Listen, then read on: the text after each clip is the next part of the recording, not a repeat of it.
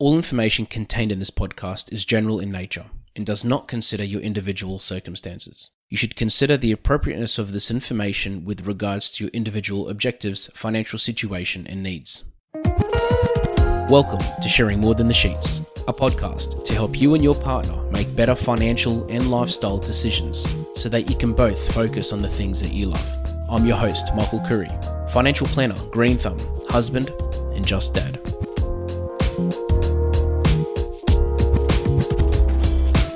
Considering 75% of it is made up of water and 60% of it's made up of fat, the human brain is one of the most complex parts of our bodies.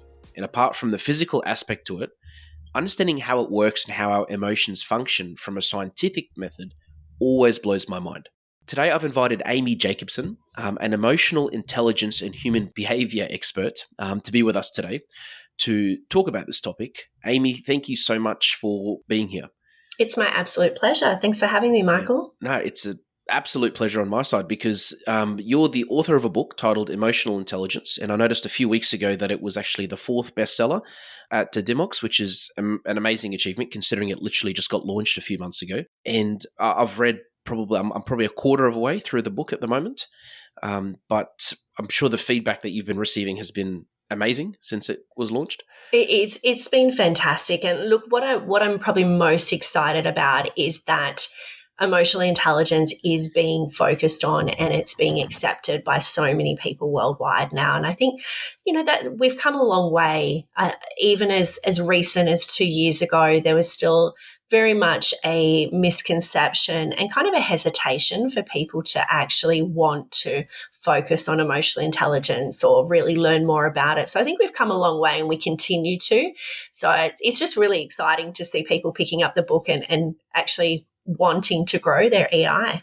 Yeah, and not just that, but even like the amount of research and the amount of experience that you have to put something like that together doesn't happen overnight as well. And as I said, I'm only a quarter way through the book at the moment, but I mean, I've already learned things, and you're right. It's something that isn't, previously for me, it's nothing I've ever spoken about. And I haven't heard many people talk about it, but it literally plays into our daily lives, doesn't it? It does. It does. Look, the brain, as you said before, the brain is a highly complex organ in our body. And even when we look at how many years or how many decades, centuries we've been studying it for, we still don't completely understand how it works and what happens in there. And out of all of the research that I've done, look, the brain and the mind absolutely fascinate me. But what I found more than anything is that the amount of amazing books that are out there and research that we can read about, it's very science related. It's very complex. And while it blows our mind to read it, there was just this gap between how do I now take what I've learned and actually apply it to day to my life and know how to build it. And that's where we've come from, Michael, in the fact that, this book is about helping people to relate it to themselves, and emotional intelligence is directly related to any human being, and every single thing we do day in, day out is driven by our level of emotional intelligence and our response. Yes. And would you say it's, in a way, it has something to do with empathy or sympathy? Yes. So empathy is a core part of emotional intelligence. So basically, if we have a look at the definition of emotional intelligence, there's 5 key concepts to it. And in the past, Daniel Goleman his definition is probably the most common or most well-known definition of emotional intelligence out there. And he defined it as self-awareness, your self-regulation, empathy, social skills or communication, and motivation. So empathy is one of those 5 key concepts. Now, when I've taken it and simplified it and really turned it into actionable items, I think it's a lot more than just empathy when we look at the people space. And that comes into that 3rd area that I refer to in the book as the feel it section. And empathy for me is the greatest skill that anyone can ever build. However, there are so many other things around it that really complement empathy, and that is around those leadership skills, those people skills, the ability to empower people, the ability to understand what makes other people tick. And I think until we truly understand this, it's very hard to be empathetic. Yeah. And how does it differ to sympathy? Because it's, I mean, to me, I've always seen them as the same thing, slightly different. But I mean, I've heard you explain this before, that there's a very big difference between the two.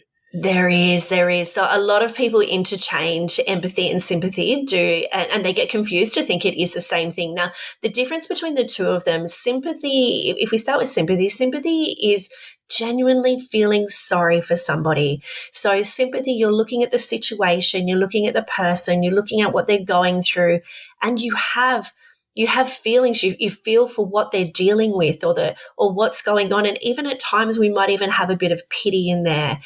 So sympathy is a beautiful thing, and it's really being able to really put yourself into the situation that that person is going through. Where empathy is completely different.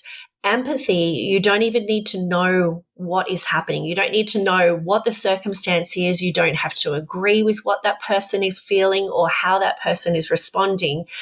All you're doing with empathy is actually recognizing the emotion that they are feeling. So to give you an example, if we had somebody who is really angry in front of us or on the end of the phone, which I'm sure we all have at different times, especially in the workplace and around family and friends as well. If we have somebody really angry, we don't need to know what made them angry.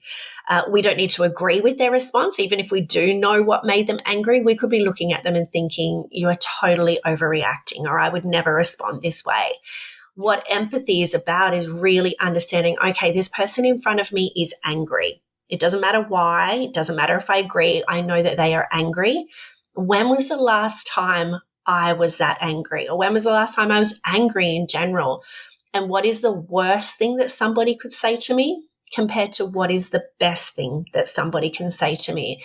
And look, this isn't rocket science, but unfortunately our brain will naturally try to diffuse a situation. So if somebody is angry, we find that 9 times out of 10, the first thing that comes to our mind to say is calm down or take a deep Relax. breath. Why are you so angry?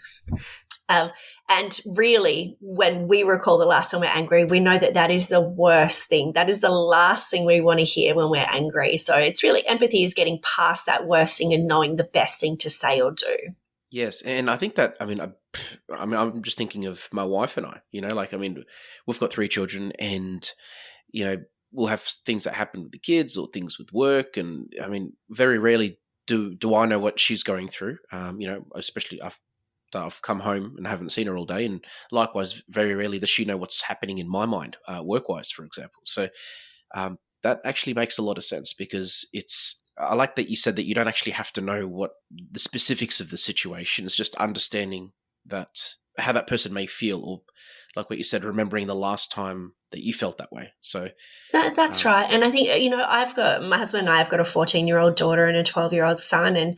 And it always reminds me with empathy when, I can come home from a day at work, and my husband can as well. And our 14-year-old daughter, who's in those really challenging years, she can come home from school and say, that was the worst day ever. Like, I had a terrible, terrible day. And we'll sit down with her and say, okay, what happened? She'll say, these friends aren't getting along and they got in an argument, or this person doesn't like me, or, my maths teacher is terrible and she gave me extra homework. And naturally in our mind, I know I'm thinking, really? Like, really? Is that the worst day ever? Is that as bad as it gets? But empathy is remembering that I don't need to agree with her. All I need to look and think is that she's had a really troublesome day, and in her mind, she's struggling. She's struggling with how she's feeling.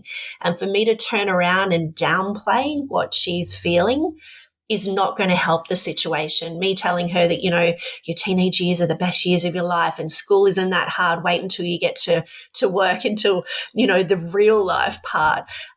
That's not going to help the situation. Empathizing is knowing that when someone's in a highly emotional state, they have something to say. And whether they're angry or excited or fearful or feeling shameful or guilty, whatever it is, they have something to say, and they don't want to be shut down or made to feel like the emotion they're feeling is not justified. yes, yes, and as far as emotions are concerned, I've heard you mention this term called emotional hijack. Yes. And if you could sort of touch on that just a little bit, because I think that's, again, as a parent, and I guess this even applies in the workplace, but just yeah, I found it fascinating to actually understanding what it is and sort of knowing how I react to certain things.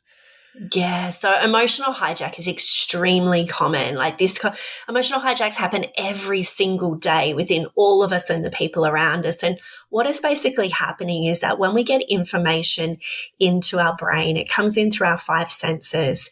And when that information comes in, it goes into a place in our brain called the thalamus, which pretty much converts it into a language that our brain understands. And then it sends it through to an area called the neocortex. And the neocortex is where we analyze it. And it's that part of the brain that we really refer to as the logical part of our brain. And it is from this logical part of our brain that we then send this data through to our emotional brain, which is our amygdala, and it then decides how we will emotionally respond in a situation. But with an emotional hijack, what happens is we've got this kind of dotted line between our thalamus and our amygdala. So what happens is when that information comes in, before it even gets a chance to get through to our logical brain, before we even get a chance to analyze it, to think it through, we have an emotional reaction. It jumps straight down to our emotional brain and we start to respond emotionally. And this tends to occur when we don't have enough information or we are triggered with something. And these emotional hijacks, as you said, Michael, they happen in work and at home. I'll give you two really easy examples. First off, of the workplace, I want you to picture yourself at work and 5 minutes before you're about to leave for the day, your leader or your manager or your boss or whoever it is comes up to you and says, let's have a chat in the morning, and walks away. Yep. And at that point, with very little information, not knowing what they want to talk about, the chances of us going home and having a good night's sleep are going to be pretty low. Yep. Because what can happen is our mind goes straight into that emotional hijack thinking, what do they want to speak to me about? Like, have I done something wrong? Like, what was the last thing that I did? Some people might even get to the point where they're thinking, this is it. Like, I'm getting a promotion. Like, this is all going to happen tomorrow morning. Yep. So these emotional hijacks can happen in the workplace, but then if we throw over to outside of the workplace in real life, picture for most of us have been to the doctor at some stage and had some blood tests done, and you might get a call from the receptionist a couple of days later that says, the doctor wants to see you and discuss your blood test results, and we try to get the answers out of the receptionist saying, can you tell me what they were? No, sorry, you'll have to see the doctor about that.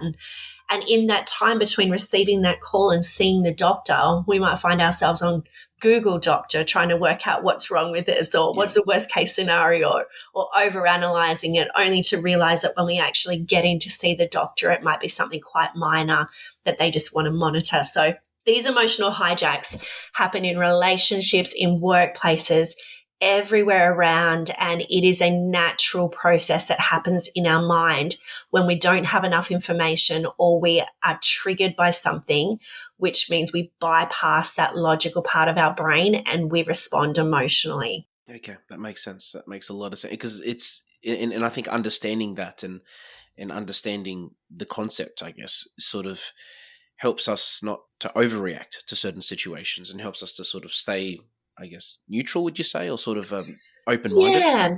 It's coming down to that self-awareness. I would say, trying to stop emotional hijacks altogether is unrealistic. Yep. These things are going to happen. It is the key thing with emotional intelligence is self-awareness. It's that first step of really owning it, of owning what is happening in the situation, owning who you are and owning how you're responding. And the more that we can become aware and understand that things like emotional hijacks actually occur and they're real, then we can become aware when we're going into an emotional hijack, but we can also become really aware when the people around us are going into an emotional hijack.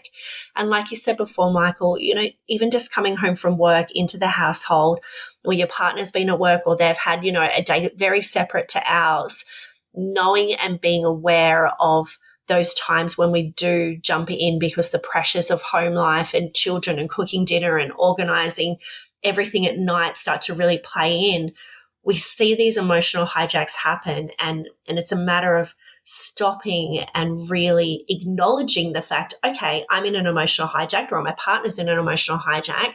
how do we get more information into this, or how do we take a deep breath and actually acknowledge the trigger that is occurring so that we can get that information into our logical mind and start thinking about it logically rather than emotionally. These podcasts have been brought to you by Better Financial Planning Australia. To book a free 15-minute phone chat, visit betterfinancialplanning.com.au. And on the note of owning a situation and being aware of what's happening, you're the founder of a business called Finding Your Why. And this is actually, I've seen you talk somewhere once, or I think I stumbled across a video of you presenting, and you were talking all about goals, finding someone's why. And as a financial advisor, we talk to clients about this regularly, and it's never straightforward. Sometimes people feel like they have no choice. They literally just have to keep doing what they're doing. Sometimes they actually don't know what their why is, or sometimes they're too scared. I've come across people sometimes that are just too scared to sort of really think about why they do what they do. Yeah. Or if they're not too scared, they're, I guess, too anxious to sort of dig deep emotionally. First of all, what do you have to say on this point? And secondly, what advice would you give to people that are trying to find their why, and where's a good place to start, and what are things to avoid? Yeah, so there is, I think we're very much programmed with this misconception when we're younger of what success looks like. And sometimes we can attach our whole life to achieving what we've defined as success. And this often gets confused with our actual purpose or our why. And I know I was guilty of that as well. For many years, I was in corporate world. And for me, I had defined success as, ending up at a certain job title and a certain pay packet and, living that dream of paying off my mortgage and having a family and going on holidays and kind of said to myself, if I reach this point, then I've succeeded in life, like I've done well. And what happens when we define this success is that we are constantly searching for this moment where all of a sudden everything's going to fall into place and we're going to say, yes, like we've succeeded. And unfortunately, these moments don't really exist, because once we achieve that, nothing really changes. And if I give a personal example, Michael, which I don't share too often, but it definitely shows for me, that was a big light bulb moment on finding my why, is that, I chased that job title and I chased that pay packet, and my husband and I chased paying off that mortgage and thought, life will be amazing when we pay off that mortgage and we hit that job title and pay packet. And within an 18-month period, we hit all three. I hit that job title, I hit that pay packet, and we paid off our mortgage. And it was probably the biggest fizzer moment I've ever had. Wow. Because I can remember walking out of the bank with my husband after paying off our mortgage and having all of those achievements. And I looked at him and I said, nothing's changed. Like, what do we do now? And he looked and he said, I guess we could buy an investment property. And I went, really? All over again. Like, really? Yeah. Is that what we're going to do? And I think it was at that point that I look around at so many people and work with people that are craving this, somebody to give them the golden answer of what is their why, and for that light bulb moment to come in and for them to realize, okay, this is my purpose and this is what I'm here for and this is what I'm going to chase. And the reality of it is, as corny as it sounds, is that finding your why and being successful is happiness. It's as easy as that, because I have met some of the most wealthy, amazing people in Australia that are doing fantastic things, heading up huge companies, have the beautiful houses, have the lifestyle, the cars, and everything that goes with it. And they are not very happy at all. And yet we meet some people who have very little materialistic, from a materialistic point of view, yet they are the happiest people you'll ever meet.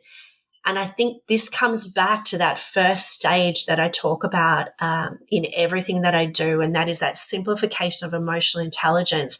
And that first stage is owning it, like owning who you are, owning the decisions that you're making in life, owning the restrictions and limitations you've put on yourself, and really taking responsibility for what is going to make you happy. No one else can give that to you. So What is it that's actually holding you back?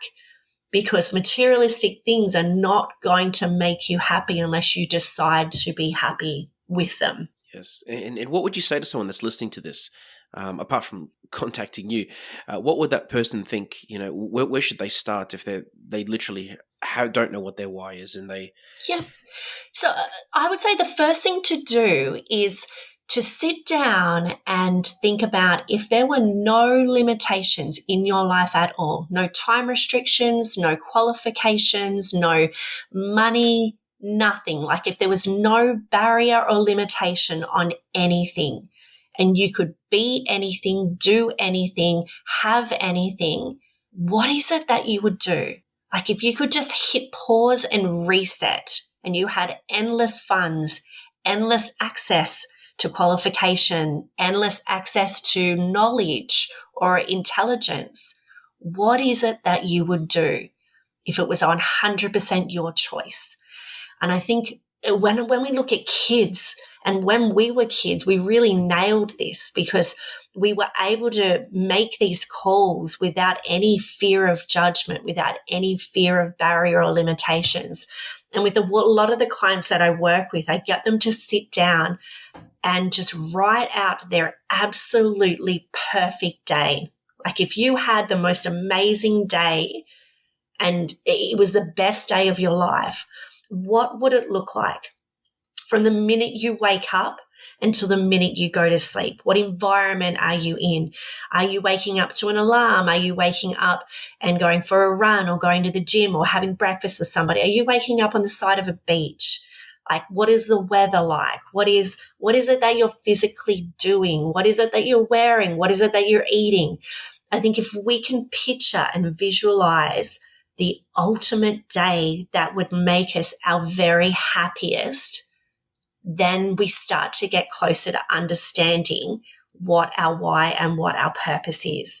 And it's a matter, look, like in reality, I know people are probably listening going, yeah, that's great, but what if I create that and I don't have the money or I don't have the means to be able to achieve that? It's about knowing what that 100% happiness looks like and then knowing, okay, where am I in the scheme of things now? And not how do I get from where I am now to that 100%. It's how do I get from where I am now to just one step closer. So finding your why, like I love what I do, Michael. I absolutely love what I do. But does that mean that every minute of every day I'm loving life and loving what I do? No. There's parts of running a business that I don't enjoy doing, that, there's tasks that I do during the day that are not my favorite things to do. But that doesn't mean that I haven't found my why. Finding your why means that you are just spending the biggest chunk of your day as possible doing the things that you love. And that doesn't have to be 100%. Yeah, no, that's so cool. So cool, because you've mentioned a few things there within, and I like the idea of moving away the fact that it's like you're essentially asking somebody to ignore the fact that you may not have a choice. Take away all possibilities, all limitations. What is your ideal scenario or your ideal day? And like what you said, if somebody knows where they want to go, it makes it a lot easier to take the small steps to get there, because for example, they could see a financial advisor to look at their finances to help them get into that position, or they can talk to their partner and work out how they can restructure their week to be able to do these things that they enjoy doing. Exactly right. And I think you've hit on something really important there, Michael, and something I'm really passionate about is that very rarely do we not have a choice. Yeah. I think sometimes we think we're sacrificing, or we say, I don't have a choice in this matter. 9 times out of 10, we actually do. And that's a bit of a cop-out for our mind. And I hear people say, one of the best questions I would say to ask yourself is, why did you get out of bed this morning? Because the natural response that comes to our mind is that I had to go to work, or I had to feed the kids or get the kids ready, or I had to let the pets out, or, I had to do this. But in reality, you actually didn't. You didn't have to do anything. You chose to do it based on the potential consequences and your priorities at that time. So there are many people in this world that have chosen not to work. There are many people in this world that have chosen not to have a roof over their head. And you can choose that too. But when we start to say we have to go to work, well, why do you have to go to work? Oh, I have to pay the bills. Well, actually, you don't have to pay the bills. Is there a consequence? Yes, there is a massive consequence to not paying your bills. So really, it comes down to your priority. So if your priority is to pay your bills, to put a roof over your head, to provide for your family or to provide for yourself, then that is your choice. And it's really important and actually a massive game changer when we realize that the only thing we have control of in this life, in this whole world, is ourselves. And once we start to own that decision, and it's a lot easier getting out of bed every morning and going to work, not because you have to go to work and not because you have to pay bills, but because you're choosing to go to work to provide for your family or to have a good life or to be able to go on holidays. Once we understand why we're doing things and the purpose, because everything in this world, everything that it exists or has been created was created to satisfy an emotional need or a human need. So once we realize that our true purpose in life always leads to a feeling, it's how it will make us feel, that is when we start to understand that thinking that we don't have a choice is often not the answer. It's actually owning the choice that we are making based on our priorities and the potential consequences that we don't want to happen. Yes, and setting those goals as well, breaking them up helps as well, because you mentioned thinking of the end goal and knowing where to work, where somebody would like to be, but working towards that goal and sort of breaking it up into smaller pieces. Yes. So breaking things into smaller pieces is all about leveraging how our brain works and the chemicals within it. So there is this amazing chemical in our mind called dopamine. And every single time that dopamine is triggered, what happens is it provides more motivation to us to want to keep on going. So what we say with goals can be extremely overwhelming. And when we actually visualize a goal, it is really hard. Research says it's really hard for our mind to understand whether it's actually already happened or whether it's a visual image that we've created. So the minute we actually create that visual image, it embeds itself into our mind and we crave it. We crave the end goal, which can be very overwhelming. So what we do to really achieve goals is to chunk them down into little bite-sized pieces. And you may have heard the saying of, how do you eat an elephant? One bite at a time. Now, always my disclaimer, we don't eat elephants. Let's just make that really clear. But if you have a look at something the size of an elephant that was put in front of you, picture that as your goal. And if somebody was to say to you, you're going to eat this in one sitting, that you'd look at it and think, no, I can't do that. And that's what happens in our mind when we set these massive goals, that even though we have the best intention, our mind is saying, we can't do this. Like, we don't have time. We don't have the commitment. We don't have the money. It's just too hard. And that's when we end up walking away from it. Where if we learn to chunk it down, if you picture that size of that elephant in front of you again, and I said, what if you just took one bite each day for the next 6 months? Could you then eat that whole thing? And then that's when our mind starts to say, you're okay, maybe we can do this. And each bite that you take every day gives you a hit of dopamine because you can see progress. And that progress then motivates you to do it again the next day and again the next day. And all of a sudden, that one bite or that 15 minutes every day, you reach your goal at the end of that 6 months, where you try to do it in one hit and it all just becomes too much. That is valuable information, because it's something that I think anyone listening to this can relate to. And I think it's important to understand these concepts and how we work as well, because sometimes when we are in these positions, we normally don't know what to do, or it's like a deer staring at a set of headlights. Yes. So And you would probably see that a lot too, Michael, with people going into financial planners and looking to other people for help.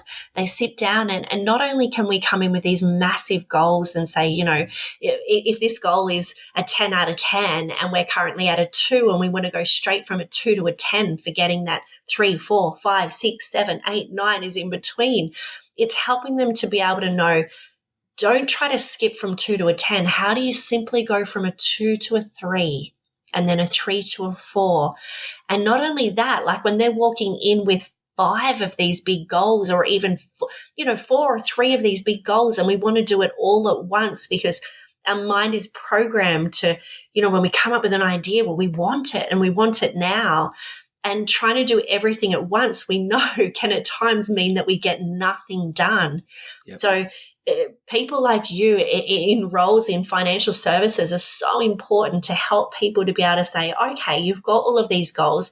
How do we work out which one is the most important right now? Let's prioritize and just do one, focus on one goal, and then chunk down that one goal, because that one goal will then turn into probably about 9 smaller goals and actions, and then take that one step at a time until it becomes a habit, which habits take time. And then once it's running smoothly as a habit, then pick up the next goal and start working on that as well.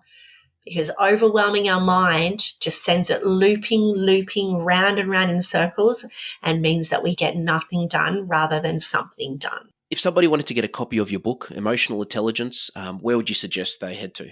Yeah, so the book is available in all, we always like to say in all good bookstores, but it is available in bookstores around Australia. So all of your Dymocks, your Angus and Robertson, your Collins, your Boffins, pretty much everywhere you'll find it. If you struggle to find it in a bookstore, if they're out of stock or anything, it's available on all platforms online as well. So everything from Booktopia to Amazon to all of them, basically. I think we're actually across every continent internationally. Oh, wow. So if you Google the book online, it'll bring up several different options for you to be able to order it that way as well. And if ever in doubt, head on over to my website at findingyourwhy.com.au, and there is a page dedicated to the book, and it'll take you straight through to a link to be able to order it as well. Perfect. And I'll put a copy of that link in the description of this episode as well for those listening, so they can head straight to that point as well. Fantastic. And I always love to hear feedback too, Michael. My details are on my website. I'm more than happy to answer any questions, or if somebody wants to bounce something off me, I'd love to hear from you all. Thank you so much for your time, Amy. I really appreciate it. And one last thing, actually, nearly forgot. With every one of my episodes, I like to finish off with a dad joke. I'm not going to lie, they tend to be getting worse week by week. But how does a penguin build its house? How? It glues it together. Do you know what, Michael? You picked the right person, because I absolutely love dad jokes. Oh, good. And people actually joke about it, because whenever I'm on stage and doing a keynote or a workshop or anything, I throw plenty of dad jokes in there. And I always say, you've done well when people laugh at your dad jokes. Oh, good. I'm not going to lie. I tried to find a dad joke about the brain or emotional intelligence, but nothing. So this is probably the most relevant one I could find. Yeah. Thank you so much for your time. I love it. I'm going to reuse that one if that's okay. Oh, please go for it. Thank you so much for your time. I really appreciate it. You're very welcome. It was an absolute honour to chat with you, Michael. Likewise. Thanks for joining us on Sharing More Than the Sheets. Please make sure you subscribe to be updated with future episode releases, and feel free to share this episode with any friends or family that you think it might benefit. Please visit us at sharingmorethanthesheets.com.au to submit questions or requests for future podcast topics. These podcasts have been brought to you by Better Financial Planning Australia. To book a 15-minute phone chat, visit betterfinancialplanning.com.au.